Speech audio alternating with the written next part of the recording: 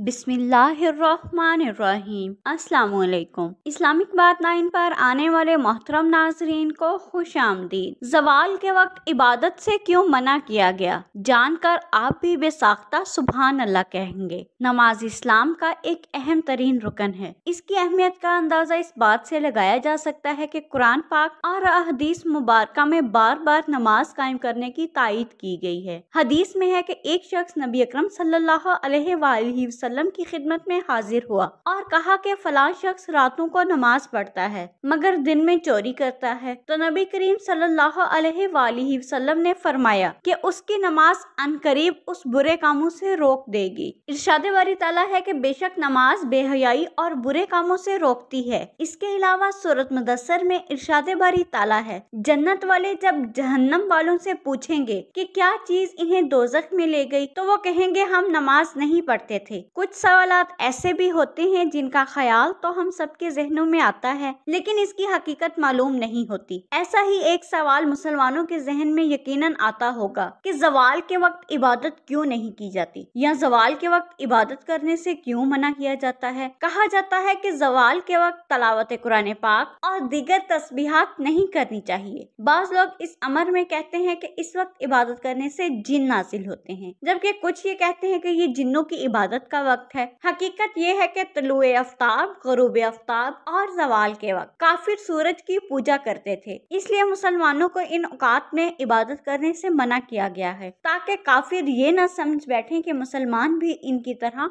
सूरज की पूजा करते हैं। एक साइंसी तहकीक से ये भी सामने आया है कि ज़वाल के वक्त जमीन से ऐसी शाएं निकलती हैं जो इंसान के दिमाग के लिए नुकसानदा हैं और अल्लाह के रसूल सल्लल्लाहु अलैहि वसल्लम ने पहले ही इस बात के लिए मना फरमा दिया है। इबादत जरूर करें लेकिन ज़वाल का वक्त देख लें। नमाज अदा करते वक्त इस बात का जरूर ख्याल रखें कि आप ये नमाज सिर्फ अल्लाह ताला की खुशनुदी के लिए अदा करें, ना कि दिखावे के लिए। अल्लाह ताला हम सब का हामी नासिर हो, आमीन। मजीद इस्लामिक वीडियोस देखने के लिए हमारे चैनल को सब्सक्राइब करें। शुक्रिया।